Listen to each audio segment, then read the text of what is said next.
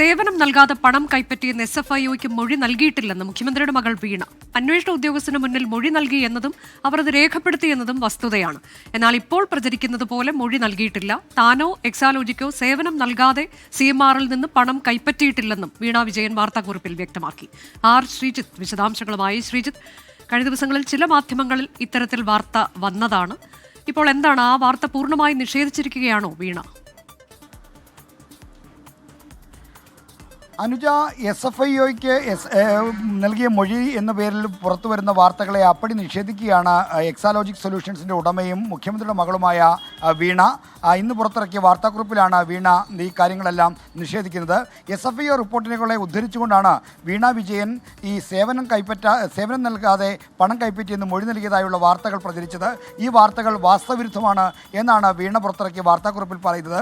അന്വേഷണ ഉദ്യോഗസ്ഥർ മുമ്പാകെ മൊഴി നൽകിയെന്നതും അവർ അത് രേഖപ്പെടുത്തിയെന്നതും ശരിയാണ്. എന്നാൽ ഇപ്പോൾ പ്രചരിക്കുന്നത് പോലെ സേവനം നൽകാതെ പണം താനും എക്സാലോജിക് സൊല്യൂഷൻസും പണം കൈപ്പറ്റി എന്ന് പറയുന്നത് തീർത്തും വസ്തുതാവിരുദ്ധമാണ്. പ്രചരിക്കുന്ന അസത്യങ്ങളുടെ കൂട്ടത്തിൽപ്പെട്ട ഒരു കാര്യം മാത്രമാണിതെന്നാണ് വീണ വിജയൻ വാർത്താക്കുറിപ്പിൽ പറയുന്നത്. ഈ കേസിനെ പ്രതിരോധിക്കാൻ CPIഎമ്മും മുഖ്യമന്ത്രിയും ചൂണ്ടിക്കാണിക്കുന്ന പ്രധാനപ്പെട്ട വാദം രണ്ട് കമ്പനികൾ തമ്മിൽ നടന്ന സുതാര്യമായ സാമ്പത്തിക ഇടപാട് എന്നതാണ്. മാത്രമല്ല, ഇതേപ്പറ്റി CMRലിനും ഒരു പരാതിയുമില്ല, എക്സാലോജിക്കിനും പരാതിയില്ല.